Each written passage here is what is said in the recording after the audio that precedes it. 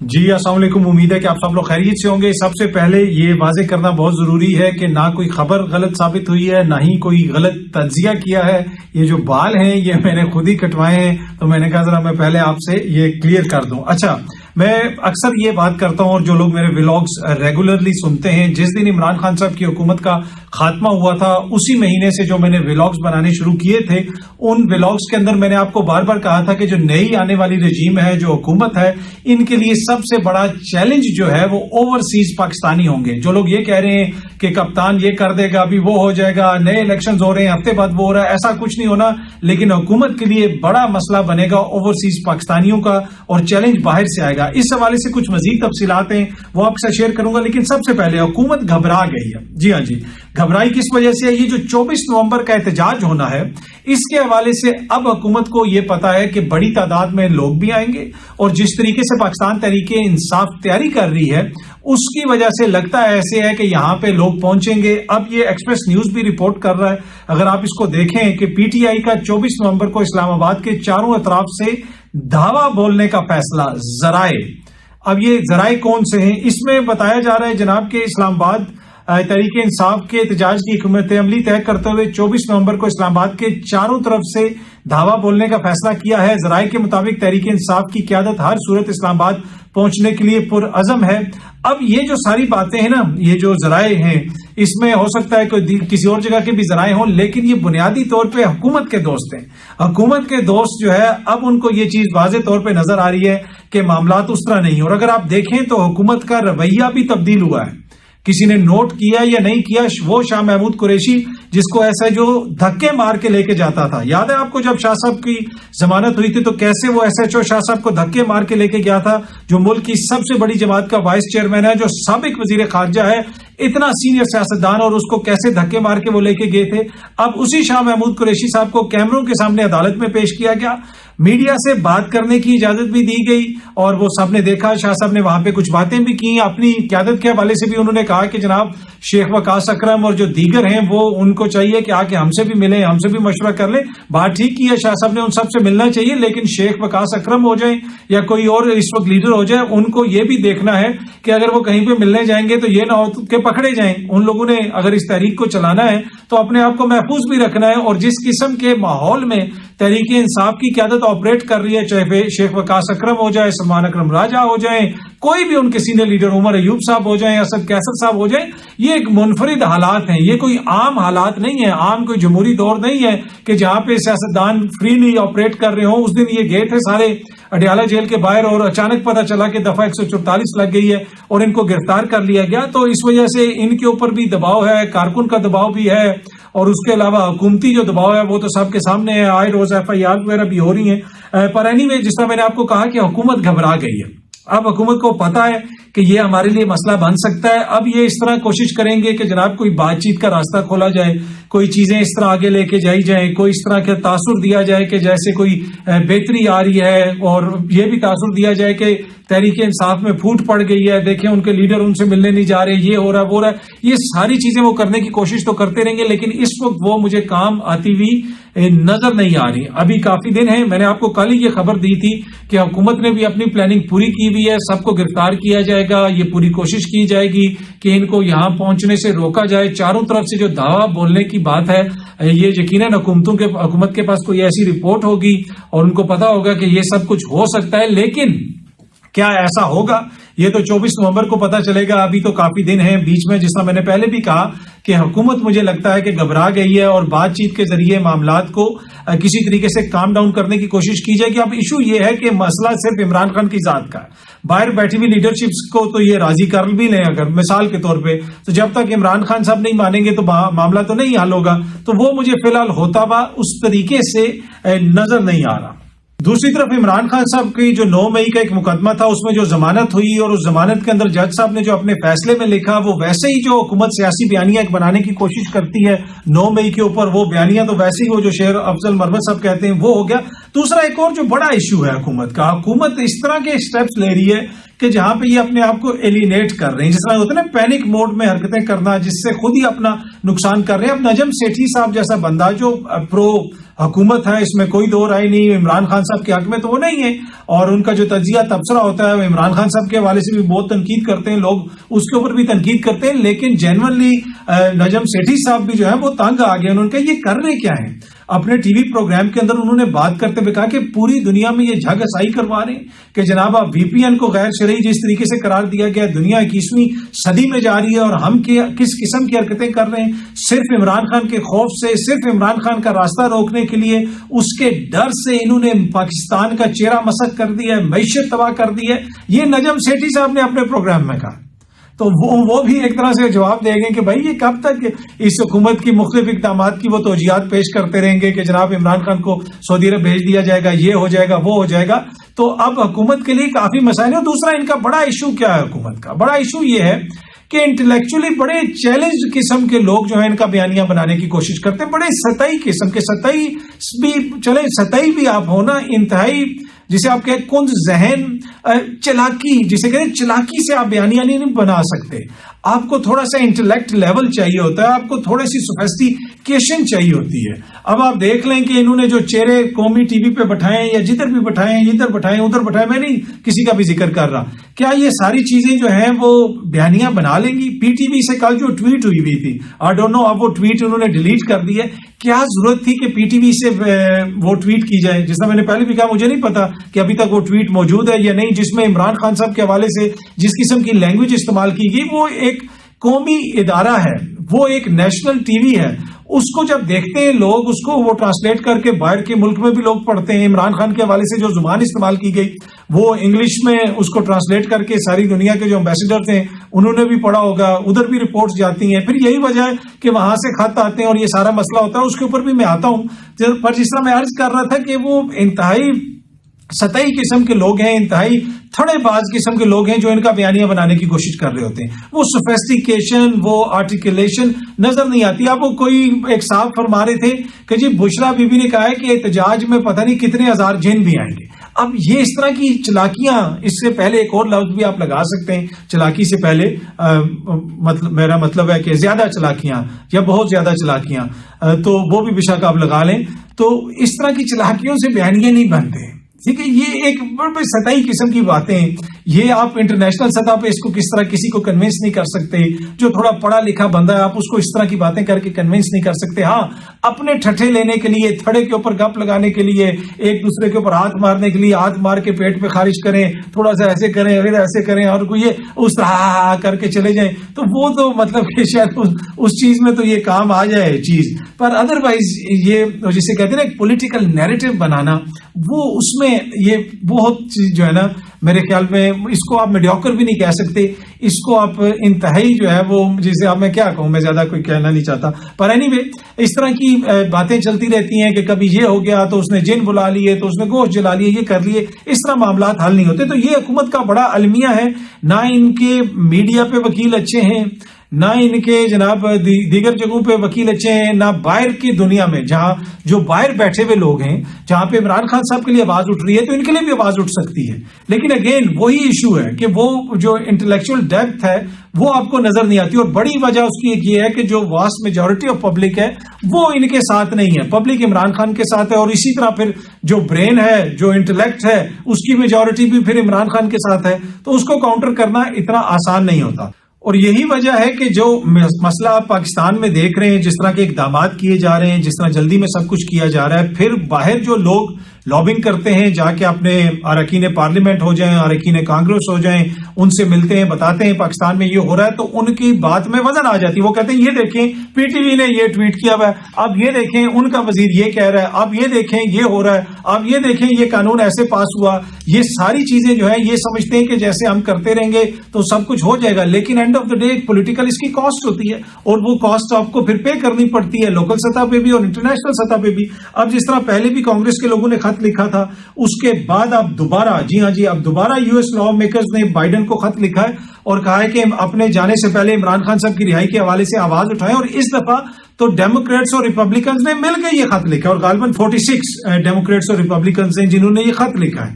تو صرف امریکہ نہیں، اب تو برطانیہ کے جو وزیر خارجہ ہیں ڈیوڈ لیمی صاحب، انہوں نے بھی خط لکھا ہے کم جانسن کو، جنہوں نے ایم پی جنہوں نے خط لکھا تھا ان کو عمران خان صاحب کے حوالے سے اور پاکستان میں مبینہ انسانی حقوق کی خلاف ورزیاں، ڈیموکریٹک سلوک کی خلاف ورزیوں کے حوالے سے جو ریز کیا تھا ایشو، اس کے اوپر برطانیہ کے وزیر خارجہ نے واپس خط لکھا ہے. اور برطانیہ کے وزیر خارجہ جو ڈیوڈ لیمی ہیں، انہوں نے اپنے خط کے اندر بڑی امپورٹنٹ باتیں کی ہیں جو اپنا جواب دیا ہے. میں تھوڑا سا آپ کو ذرا پڑھ کے بھی سنا دیتا ہوں تاکہ آپ کو پتہ چلے کہ انہوں نے کہا کیا ہے. یہ ڈان نیوز بھی اس کو رپورٹ کر رہا ہے. No military trial for Imran, U K foreign secretary assures M Ps. یہ کون سے ایم پیز ہیں، کون سے ممبران پارلیمنٹ ہیں؟ یہ برطانیہ کی اراکین پارلیمنٹ ہے، کراس پارٹی، جس میں لارڈز بھی ہیں اور جو ہاؤس آف کامنز ہے اس کے بھی ہیں. اس کے اندر جو ڈیوڈ لیمی ہیں انہوں نے لکھا ہے I have raised concerns about the potential use of military courts to try civilians including Imran Khan. Such courts can lack transparency, independent scrutiny, making it difficult to assess compliance with international standards. We have no recent indication from the Pakistani authorities that they intend to try Imran Khan in a military court, but my officials continue to monitor the situation closely. اب وہ یہ کہہ رہے ہیں کہ جناب ہم نے یہ مسئلہ اٹھایا ہے اور میرے جو اہلکار ہیں، میرے جو آفیشلز ہیں، وہ اس کو کلوزلی مانیٹر کر رہے ہیں.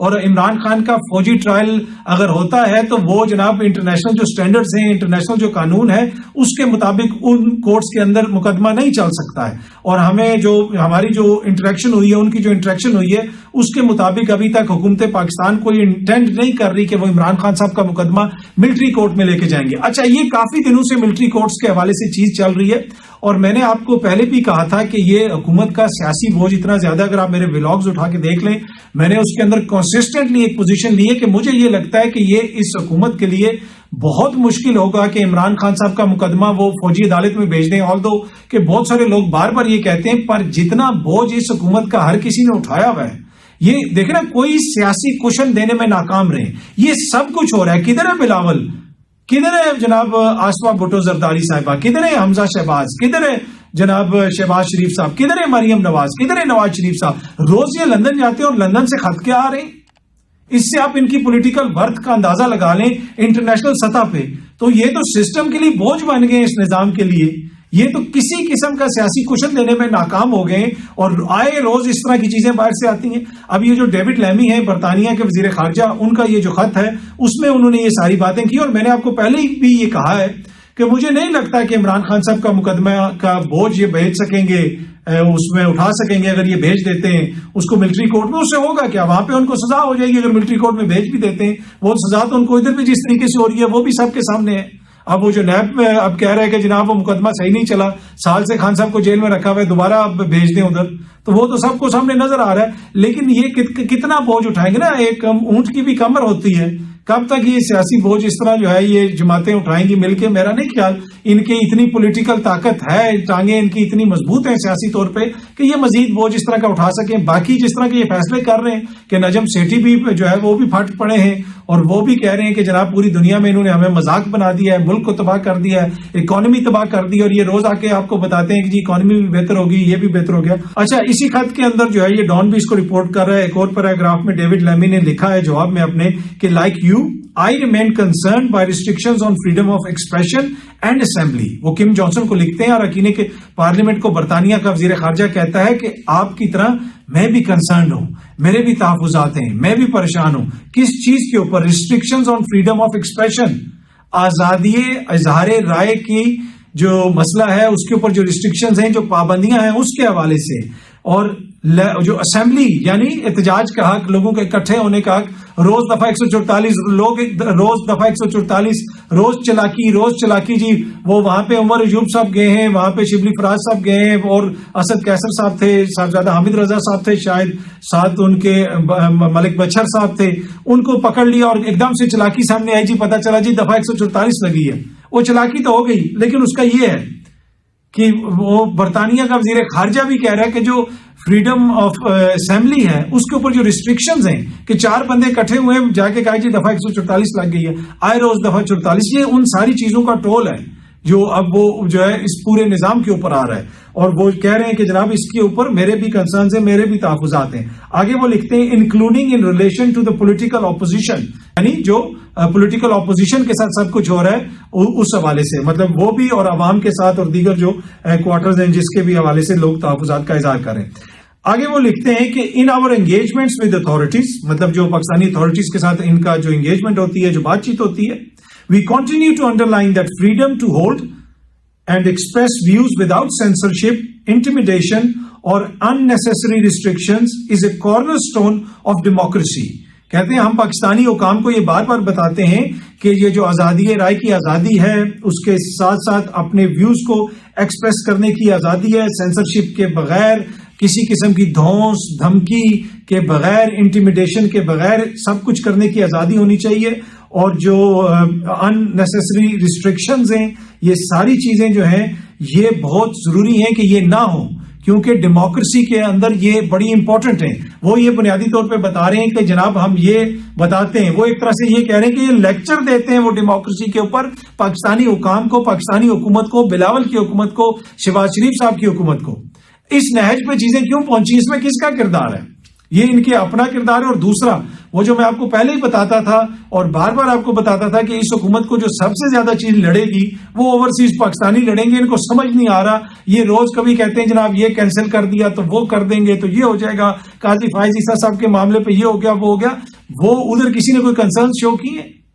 وہ دیکھیں نا، ڈیموکریٹک سوسائٹیز ہیں، ان کو پتا ہے کہ کس حد تک آپ پروٹیسٹ کر سکتے ہیں، کس حد تک جا سکتے ہیں. پر اینی وے جناب یہ صورتحال ہے کہ یہ برطانیہ کا وزیر خارجہ جو ہے وہ اس طرح کا خط لکھ رہا ہے. تو جس طرح میں نے عرض کیا تھا، دوبارہ عرض کر رہا ہوں، بار بار عرض کرتا ہوں کہ جو اوورسیز پاکستانی ہیں وہ بہت بڑا چیلنج ہیں، اور آگے جا کے یہ اس سے بھی بڑا مزید چیلنج بنیں گے اگر حکومت نے جو اپنی کورس جو اس کی ڈائریکشن ٹھیک نہ کی، ان کو انگیج نہ کیا، بہتر طریقے سے چیزوں کو مینج نہ کیا، پولیٹیکل پروسیس کو بہتر طریقے سے نہ چلایا، تو آگے جا کے ان آوازوں میں مزید تیزی آ جائے گی، مزید مسئلہ ہوگا اس حکومت کے لیے.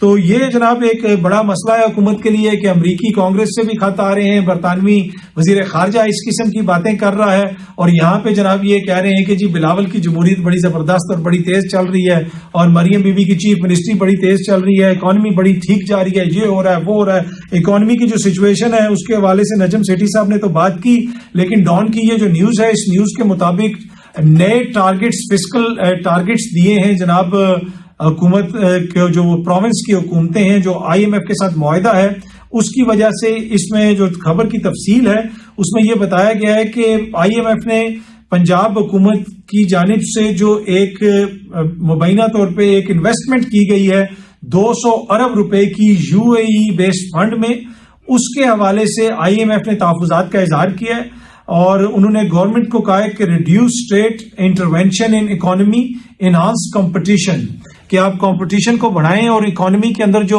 مداخلت ہے ریاست کی اس کو کم کریں. اب یہ انٹرنیٹ کے اوپر روز پابندیاں، روز اس قسم کی چیزیں، اور بھی اکانومی کے حوالے سے ہر جگہ پہ مداخلت، مختلف چیزیں، اس کے اوپر تحفظات کا اظہار کیا گیا ہے. اچھا، اگر اسی خبر کی تھوڑی سی میں آپ کو تفصیل پڑھ کے سنا دیتا ہوں. جو ان ڈیپتھ ریویو ہے آئی ایم ایف کا، اس میں ہائی لائٹ کیا گیا ہے کہ پنجاب گورنمنٹ نے رپورٹڈ انویسٹمنٹ آف 200 بلین، مطلب $700 million in UAE based fund. The finance ministry officials have neither confirmed nor denied the investment. جو فائنانس منسٹری کے لوگ ہیں انہوں نے نہ اس کو کنفرم کیا نہ اس کو ڈینائی کیا. However, referring to the Punjab government's investment, a top official said, "What is the harm in investing surplus in PIBs, Pakistan investment bonds?" تو اس نے یہ کہا کہ کیا ہارم ہے اگر ہم پاکستان انویسٹمنٹ بانڈز میں انویسٹمنٹ کر رہے ہیں.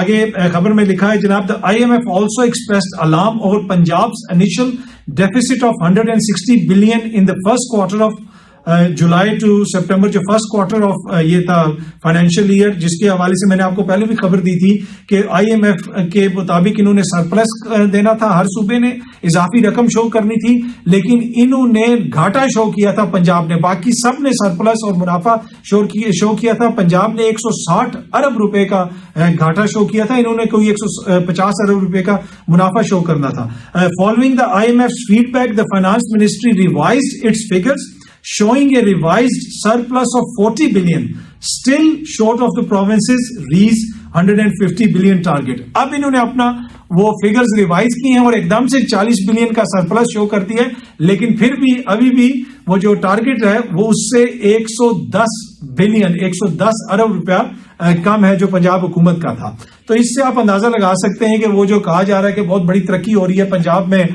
और पंजाब की हुकूमत सबसे आगे है और ये है वो है, तो पंजाब हुकूमत एक वाहिद हुकूमत है जिसके हवाले से कंसर्न्स का इजहार किया है IMF ने अपने रिव्यू में। डॉन न्यूज की इस खबर के मुताबिक इसकी सारी तफसीलात आप वहां पे भी जाके पढ़ सकते हैं और यहाँ पे आपको बताया जाता है कि जनाब अगर कोई काम कर रहा है तो वो कर ही सिर्फ पंजाब की हुकूमत है, लेकिन जो फिगर्स हैं वो आपके सामने हैं। फिगर्स क्या कह रहे हैं वो आपको भी नजर आ रहा है, मुझे भी नजर आ रहा है। बहुत जल्दी आपसे दोबारा मुलाकात होगी। Thank you very much.